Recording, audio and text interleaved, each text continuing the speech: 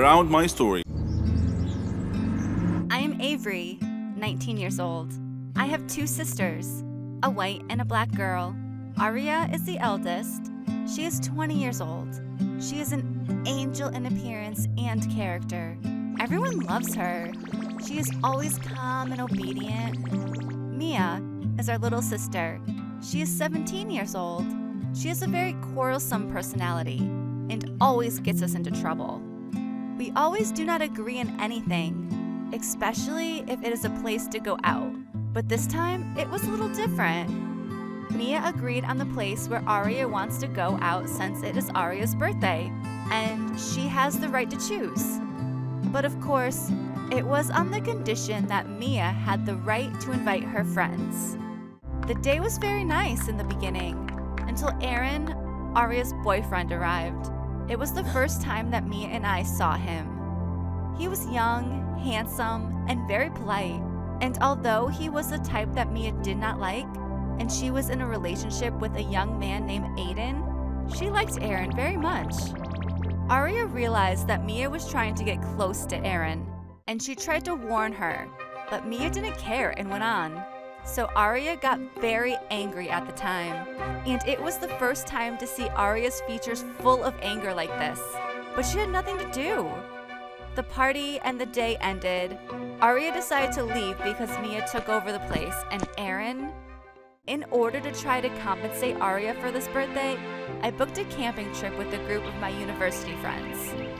Aria refused at first, but was convinced after a while. The strange thing is that when we arrived at the camping site, we found Mia standing with Aaron and they were laughing. I tried to behave at the time and asked Mia to come with me so we could talk, and I told her that she shouldn't act with Aaron in this way because Aria loves him and she spoils the relationship, but she didn't like my words and left me and walked and went to Aaron while he was helping Aria to set up her tent.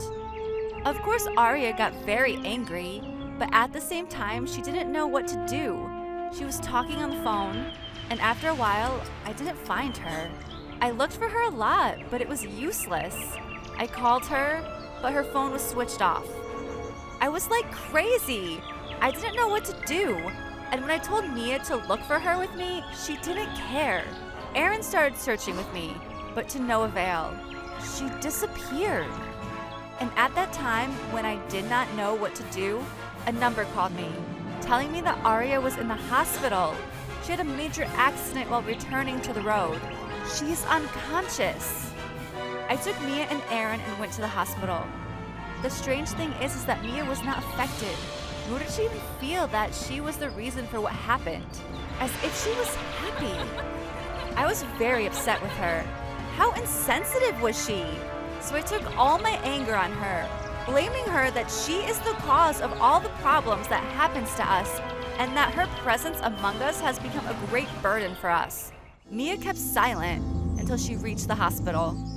We went to see Aria, and then I didn't find Mia. Disappeared. I tried to find her.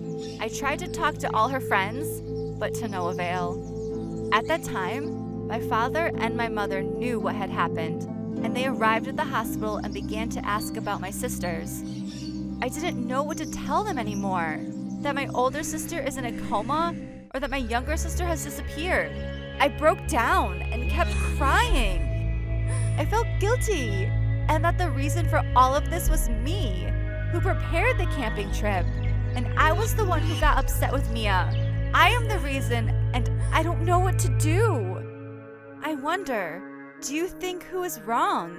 Me, or Mia, or Aria, who gave up her rights so much? I am Emma, 23 years old.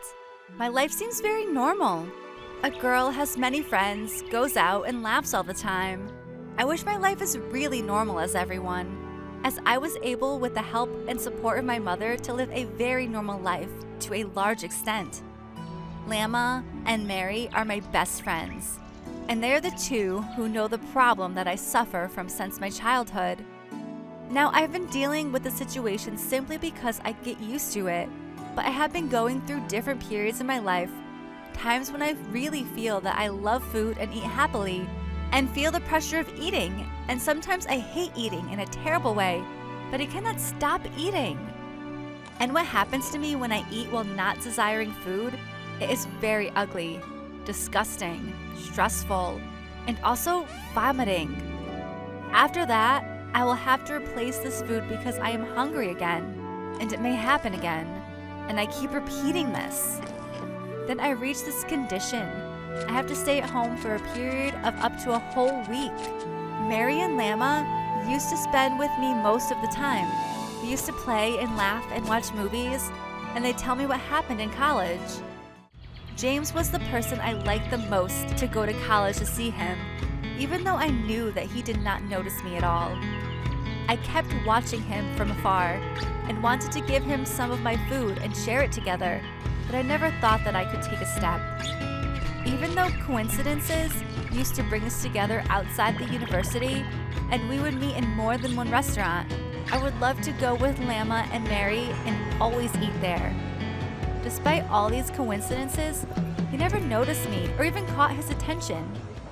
And one day, I saw James with a girl from our university. They were very happy together.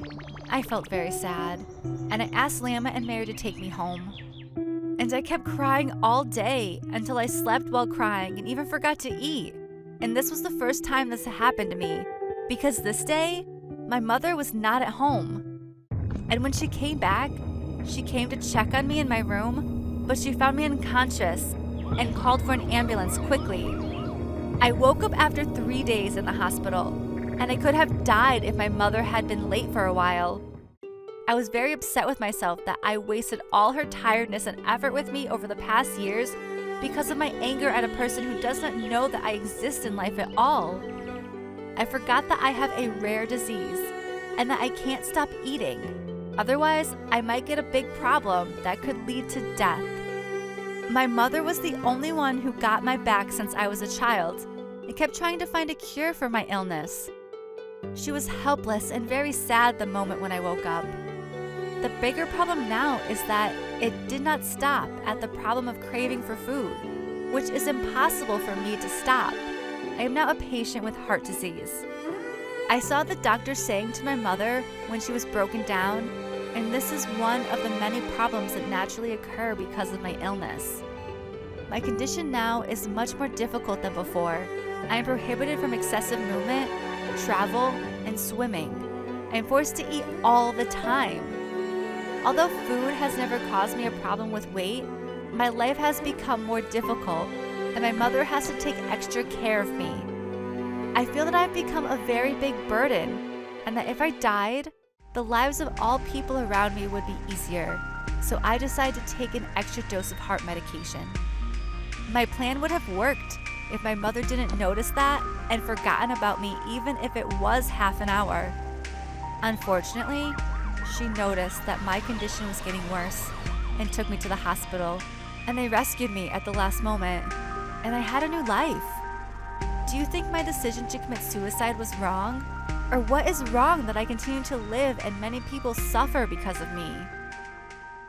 My love betrayed me. Episode: a boy discovers his girlfriend cheating on him with his brother. I feel very upset and don't know how I did that. Let me tell you what happened to me. What happened to us. I'm Mark. My story began when I met a beautiful girl with yellow hair and a very soft and gentle voice. I met her in the motor race that I always go to, as I had no competitor in driving it. I used to take my brother Lucas with me every time I went, but he didn't like to do anything other than sit and encourage me. He used to come, clap, drink Pepsi, and go home alone. He was a strange young man. I don't know if he was introverted or crazy. He loved poetry and drawing, my exact opposite. As for me, of course I don't need to tell you, on race days, girls were around me everywhere, and I did not know how to get rid of them, screaming, following, and chasing me because I won. The winner always wins in everything, love and life. But one day, I noticed a very beautiful girl standing far away, wiping away the tears of another who lost the race.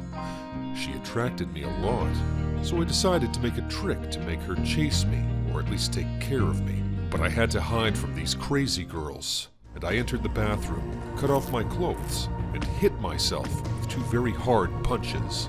First I came out, the girls screamed, not out of joy, but they were afraid of my appearance. Charlotte was as beautiful as the stars among all the girls. She approached me and asked me about who had done this to me, and I described the boy she was standing with so she could forget him completely. I couldn't describe how she looked at this time. Her eyes sparkled, her hands shaking. She turned around in the stadium, and she didn't find him in the crowd, as if he had disappeared. Her feeling of pity for him changed became for me, and I was able to hug her when I wrapped my arms around her as she helped me after I seemed to be dizzy. Then I was a pillion passenger in her motorcycle. We flew quickly, and when we got home, Lucas opened for us and freaked out, and he forgot the poor girl at the door.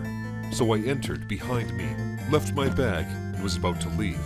But I won't let her go, and I screamed, Lucas. And Lucas was disturbed and talking to me. But I didn't care, and was focusing on this beautiful girl who came back to me quickly as soon as I cried out of pain.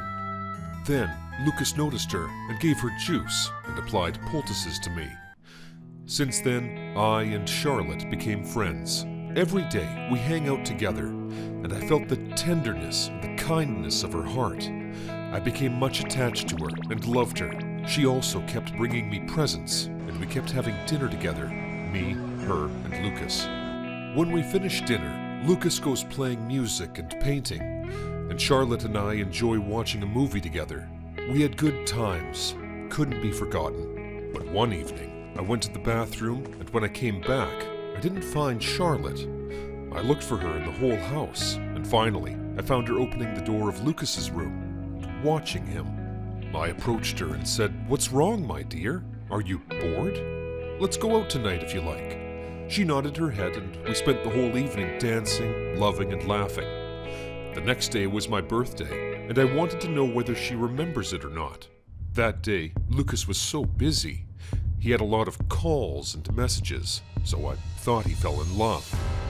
I entered his room, took his mobile, and found a video of Charlotte saying that she did not want to be with me because she loved him, and she will tell me that today, as her love for me has ended. I was shocked, felt dizzy, and I felt that there was something below. It was a brown leather wallet she brought him, like the one she brought me. I opened it and found their picture in it. So I decided to kill them both, and I made them a trap. I called her and asked her to come early at night because I invited my friends to my birthday, and I asked Lucas to celebrate with me. He agreed and started to prepare the cake himself. When she came, I opened the door for her. She entered, and it was dark in the house, as if a festive atmosphere. As soon as she entered, I called Lucas and asked them to wait for me to get the juice. Because they are the two I love the most, and the two who loved me the most. And they drank the juice after I put the poison in it. After 2 sips of it, they fainted, so I tied them together with a rope. I got into the car and threw them into the lake closest to our house. I still feel that I did not take revenge for their betrayal, but I became miserable. Where are Lucas's joy and Charlotte's love? I am alone. Can you tell me how to repent? I don't know what to do.